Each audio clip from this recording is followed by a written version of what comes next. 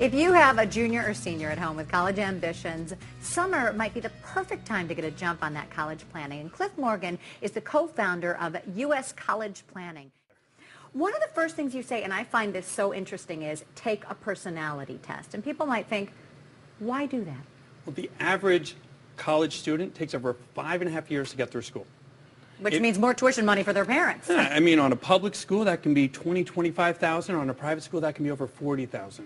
If the student can go in with focus and direction, know what they're passionate about, what they'd like to get out of school, you can cut that down from 5.5 years down to 4 years. So taking a personality test, getting that help, talking to their parents or guidance counselors and really narrowing that down can make a significant difference. We were talking in the break. My mom actually had me do this before I went to college, and they chose a school that I was never looking at. It was a smaller school, and they said you would have been perhaps overwhelmed by a larger school. And I think that's it, finding the place where the child will really fit in. You need to figure out if they're best at a big school, University of Illinois, a medium-sized school, a small school. Should it be in the suburbs? Should it be in the country? Should it be here in the city? Each student is going to be unique, and they really should take the time to be able to go and figure it out. And then once you know the school that you're going to go to, I know, look at minimums in terms of the SAT numbers and the ACT numbers. Exactly. How much help should the students be getting to try to get their grades better on those? Maximum amount of help that they can get. We had one student, her name was Monica. Monica improved her score on the ACT by 1 point. When she had a 31, she was going to get a $60,000 scholarship. By going up that 1 point to a 32, she just got a $128,000 scholarship to Texas Christian University. Wow, I love that you translate it like that, because 1 point doesn't seem like that big a deal, but boy, when you think about the money that's involved, that's huge. And she got into the school of her dreams.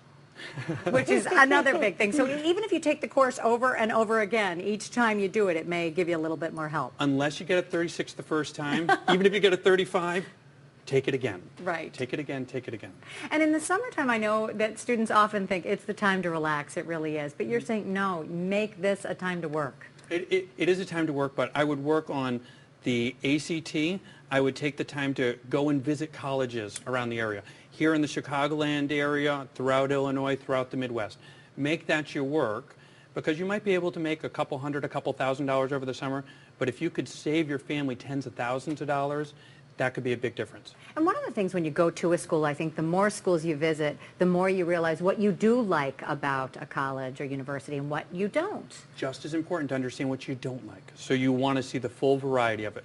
But as you see what you don't like, you can really narrow it down to find out where your best fit is and where you're going to call home for the next 3 to 4 years. Right. Here's another little secret. You say get involved in your community. Absolutely. Colleges are looking more and more from a merit-based perspective on who the student is, what their passion is, what their personality is. Too many students are just presenting themselves two-dimensional instead of 3D. So taking the time to volunteer in your local church, your hospital, wherever it's going to be, take the time so that the schools really know who you are as a person.